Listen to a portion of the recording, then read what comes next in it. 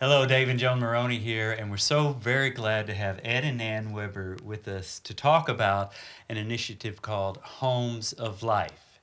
And let's start with the mission statement and the vision for Homes of Life. And then we'll talk about and explain exactly what it is. So the mission, Homes of Life, is to give hope where there is no hope by bringing the love and mercy of Jesus to those who battle for their right to life at its end. The vision of Homes of Life is for others to learn about and discern a role in establishing homes for the sick and terminally ill, where the sanctity of every human life is respected and protected, whether it be in their own home or in a personal care home like Loreto on the Plains. Now, Loreto on the Plains is a personal care home that you guys have been involved with for some time. But Homes of Life is not talking about people building a home for someone to come live in, but it's how to bring this concept into our daily lives. And so now we'll talk about and we'll get with it as to what, how does this work and what exactly is it? Well, I was going to say that a home of life can be a mansion that's empty of rooms and one person there or two, or it can be in the poorest little village, because it has to do with the heart in the home.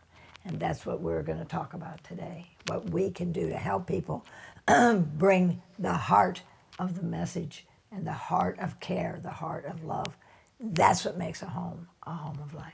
So generally, it's about people that have the space or can create the space to bring someone, perhaps a relative, mother or father, or aunt or uncle, or somebody that they know, into their own home, and to care for them, to give them care as they finish their life and make their journey to heaven.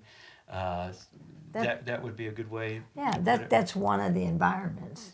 You can bring your loved one, as you're going to do with your dad and mom, into your home, or the other one is where we get a team of people that gets created from family, from neighbors, from perhaps the church or organizations in the church, to come and be a caregiver helpers. In other words, they aren't the main nurse, they aren't the main caregiver, but caregivers need help. Right. Because without that help, they can't go long and hours and hours. And so what we do is we bring people together. It's one of the main things we do, is to bring people together. They call and they tell what their situation is, and then in our conversation with them, we come up with the best solution, and we then even go to that place to talk with the people. But that's what Homes of Life is about. It is about communication, communicating with the person that needs the care, communicating with the caregivers, and teaching people how to actually get through our world that doesn't know how to communicate anymore, basically. So let's talk maybe briefly about the need for the care of the elderly in these times. Ed, you want to speak to that? Yes, we live in an aging society, and everybody's aware of the baby boomers. And there are many, many of them turning 65 every day of the year. And the point of that is that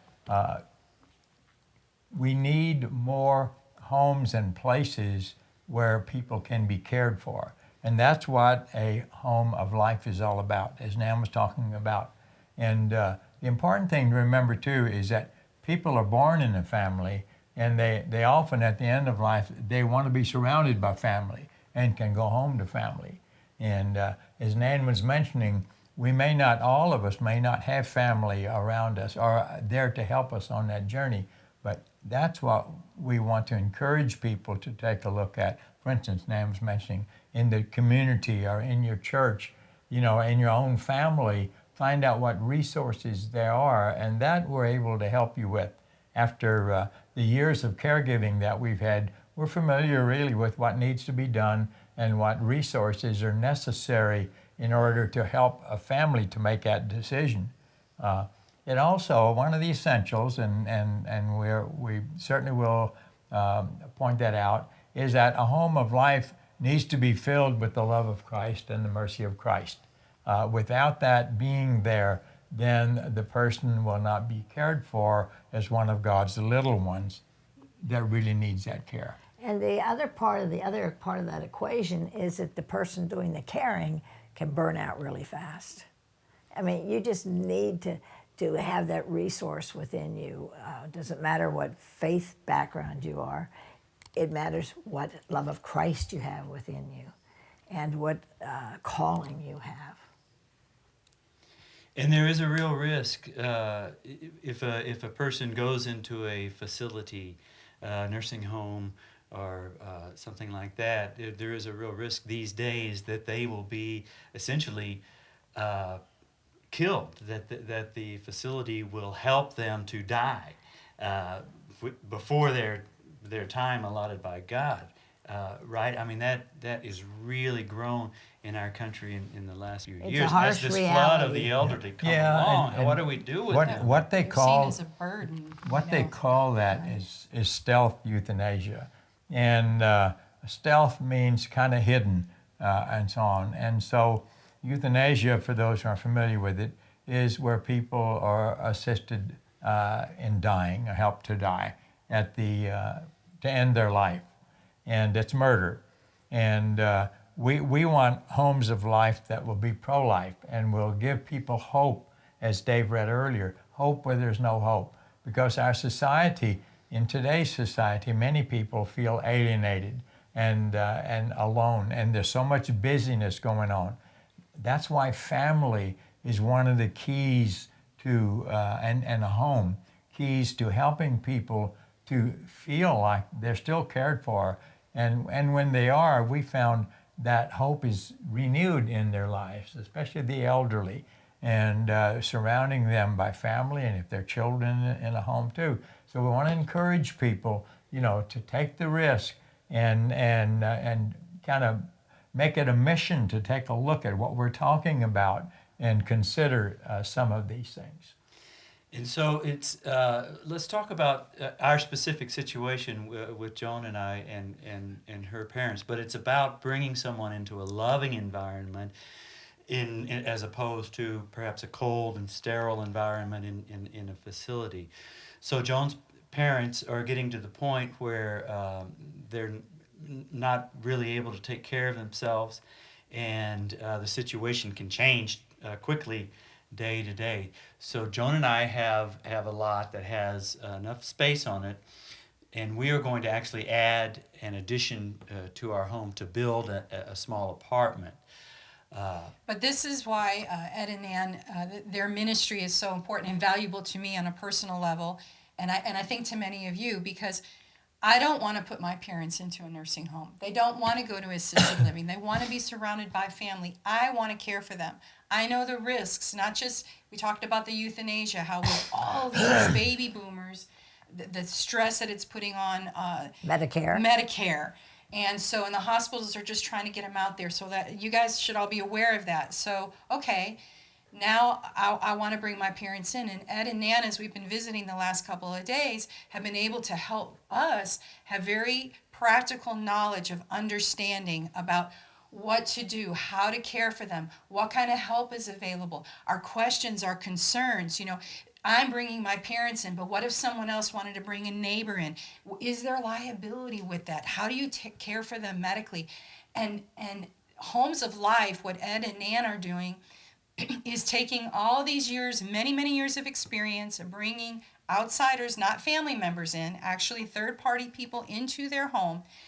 One man, they were telling me, for example, that the family expected, they didn't have a way to care for him. They wanted him in one of these environments, but they themselves couldn't provide it.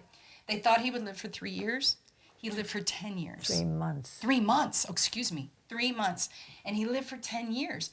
Why? Because what kind of environment are you guys talking about? What makes the difference between a home of life and going to an assisted living or a nursing home or something like that? Well, let's talk about size just for a second.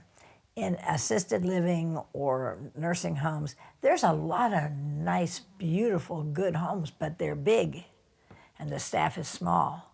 when you're doing it at home or you are assisting in a home, you've got a smaller one person to maybe 3 or 4 people on that one person. Right. And so people see things and they're not missed. And the help to get to the bathroom and things like that. A lot of things get missed, not because they're bad people, but because they get missed. And then you have the people that have misplaced compassion. And so you don't have a lot of evil people in these places. What you have is a lot of misinformed people.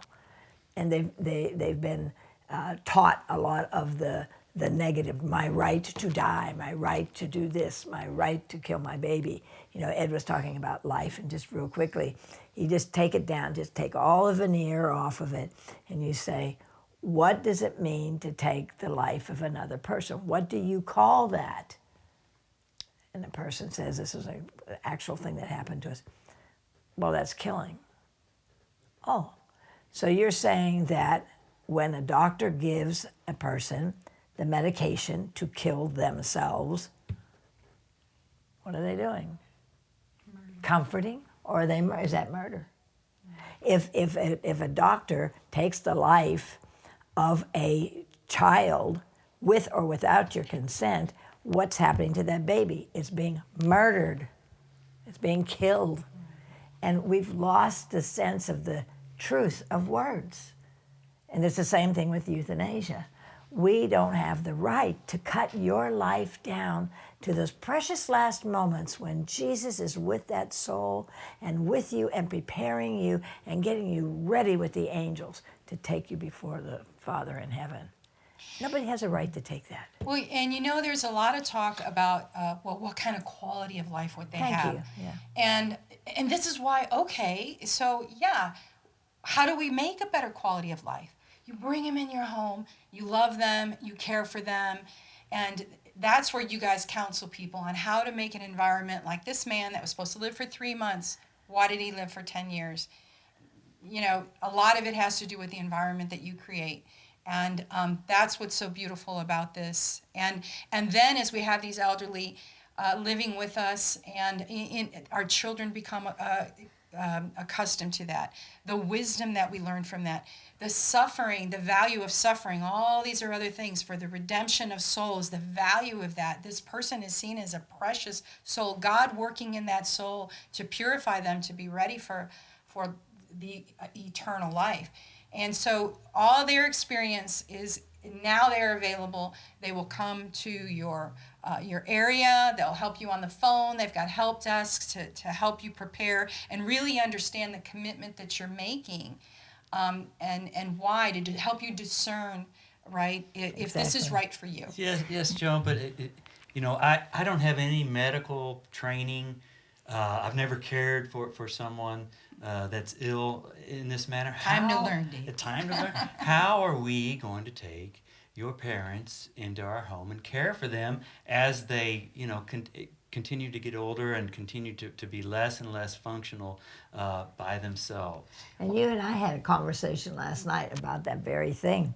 And one of the things, and we did too, one of the things is that home health is right there. Excuse me, the need for that, the doctor. I'm so sorry. The need for that, the doctor anyway, has can write out the orders, and home health can come and can help you with a lot of things. So you don't know how to lift, they can send physical therapy to show you that, or you can go there. There's all kinds of helps and aids around that. The most important ones, that's the caregiving, are the ones that come in and read to them, play a game with them, have a conversation with them, look at the little knickknacks that are around the house, get a conversation going. This brings the vitalization of their life back to them, the good times and sometimes the bad times, But when you're addressing the physical care, like, for instance, last night, I says, well, one thing you're going to have to do is learn how to make a bed with somebody in it. Well, I don't know how to do it. I said, well, let me just tell you. And I just told him right there. There's a lot of stuff that we can help you with. That we can Tricks of the trade. tricks of the trade. That's a good way to put that. And we have to, as Christians, we have to step out and to go into places that are uncomfortable Yes. for us.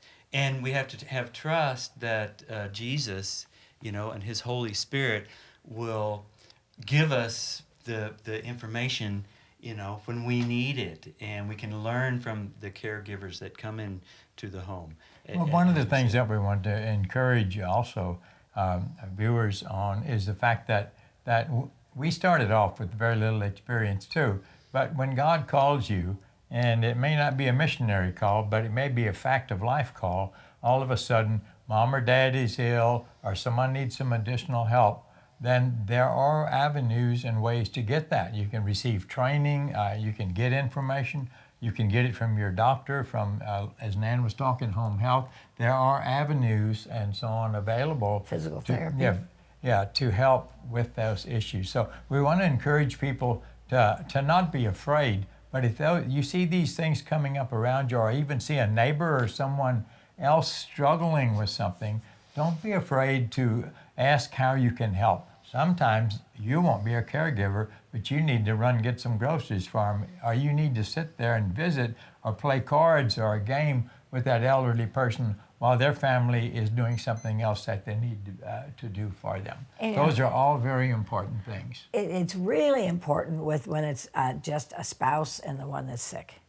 That there's a bond that has been there all that married life, but when someone is sick, the bond gets closer to where the healthy one, the caregiver, almost cannot get away, and that's not a healthy situation, and that's not a selfish thing. That is elongating their freshness and giving them a chance to renew them. Renew, that's not really a good word, but to be refreshed. Let me get a little example. Our neighbor had Alzheimer's and a few other things. Actually, COPD was a big thing. He just did not want his wife to go anywhere. And so we were friends. And so one day I said, Ed, that's not right. I said, Mary needs to get out. So here's what we do. We're going to go down. I'm going to tell Mary on the phone, Mary, put your clothes on. We're going somewhere. I can't. I said, yes, you can. Ed's coming to sit with Joe. And you and I are going out. You're getting your hair done. I'm going to get my hair done. We're going to do a little of this and a little of that, and we'll be back in about 2 hours. I can't do that. I said, Mary, I am walking to my car right now, and I'm going to turn on the gas. Anyway, went down, got Mary. Ed and Joe visited for that 2 hours. And when we got back, you know what he said? Hey, how come you guys are back here? I'm enjoying my visit with Ed. Right. So there's a way of carrying out a work and an act of mercy. And how you can help Yes. your neighbor. And Well, And it could be a family that comes together Yep. to, one person Yes. likes to shop. Okay. Well, you can go get the needed items at the grocery store or, the pharmacy or whatever. Right. Another one says, I don't mind cleaning. So, okay, well, you can help in that manner. It could be a work of mercy from a prayer group or something Yes. like that. A cynical. yeah. Well, the problem is we've become so decentralized. Our families have fallen apart. They're living all over the place. This is just going back to the way it was. When my parents are worried, like, oh, we'd want to burden you, or my siblings are concerned, I go, this is really what life is about. When we become parents, like we're saying, how do you know what to do? How do you know how to take care of a baby? Guess what? You learn how to take care of a baby, and the next thing you know, you're doing it, and then there's 5 of them around, We need to teach people now how to help people die, how to care for the elderly. As the old days, all my they had great-grandparents were there, and they were praying their rosaries, and we were used to seeing that. We haven't seen that anymore. There's a fear of death and dying, and people don't want to deal with it. Yes. They don't want to deal with the elderly, But it, like we said before, what God gives us the grace when we act with love. And what I always think about why do I want my parents? I love them. I want to care for them. But you know what? Also, I want to be an example to others. When I say, what's the commandment? Love your neighbor as you love yourself. Do unto others as you want them to do to you. what do you want to happen? How do I want to be cared for when it's my last dying days? Whether if I have a stroke next week and I'm stuck in bed for months or years, or I make it to 98 years old and, have lost my mind, I want to be around family. I want to be in my home or a home. I don't want to be in a sterile environment. Yes, sometimes we've got to do that. We understand that, Sometimes there's just a need for that, the physical need, the medical need for it. Right. But there's a lot of gray and a lot of area in between. You guys have done it. You're doing it.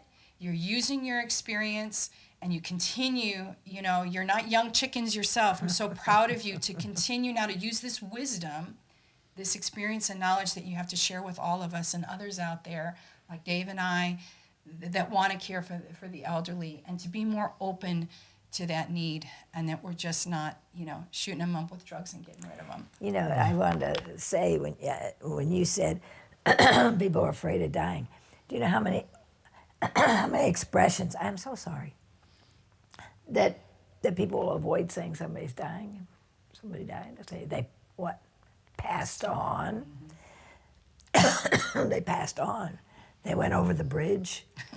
I'm serious. Serious to the other side. Face They the bought reality. the farm.